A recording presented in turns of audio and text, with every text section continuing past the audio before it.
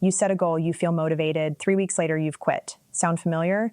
Here's why it's not your fault and what actually works. Stay with me because what I'm about to share completely changed how I approach everything, and it's the opposite of what every self-help guru tells you. The cycle we all know. Sunday night, you're lying in bed and suddenly inspiration strikes. You're going to finally start that project. You know the one.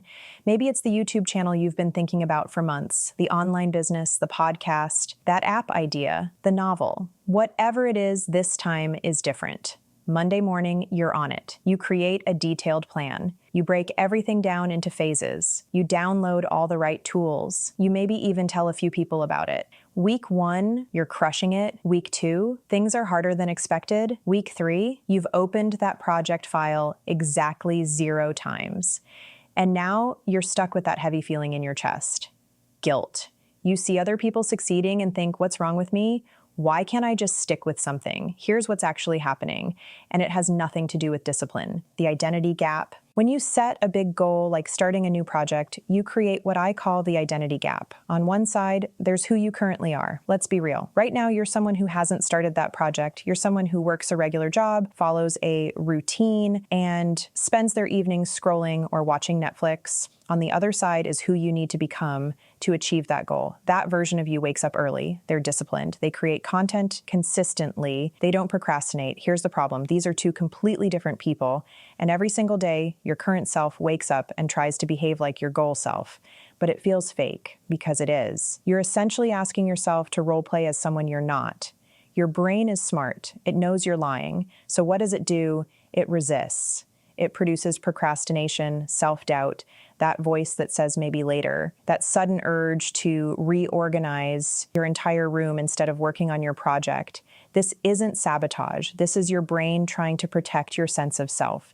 Because when your actions don't match your identity, it creates psychological stress, something called cognitive dissonance. So you're not lacking discipline, you're experiencing an identity crisis, and no amount of motivational videos or morning routines will fix that because you're fighting against yourself. The real solution. So what actually works? 3 things, and they're simpler than you think. Number 1, identity first decisions. Stop asking what's my goal and start asking what would the person I want to become do right now? Not tomorrow, not in your 5-year plan, right now, today. Let's say your project is starting a YouTube channel. Don't think I need to post 100 videos this year. That's overwhelming and it's future use problem.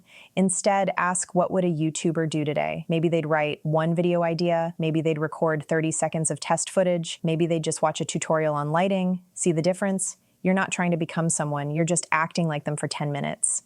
That's doable. That's not a lie your brain will reject. Number 2, micro commitments that compound. Forget big goals. Your new rule.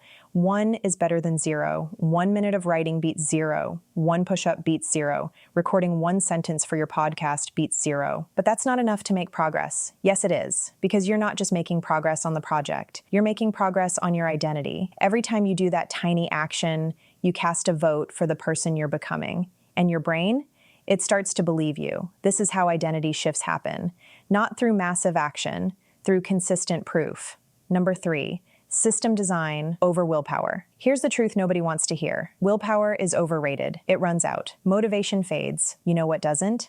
A well-designed environment. Make the right choice the easiest choice. If you want to work on your project every morning, don't rely on discipline. Instead, put your laptop on your desk the night before, already open to your project file. Restrict social media apps during nighttime. Set a simple trigger. Coffee equals work begins. You're not becoming more disciplined. You're becoming smarter about design. You're removing friction. The person who succeeds isn't more motivated than you. They just have better systems. The reframe. So here's your new framework. Write this down. Stop trying to achieve your way into a new identity. Start acting your way into one.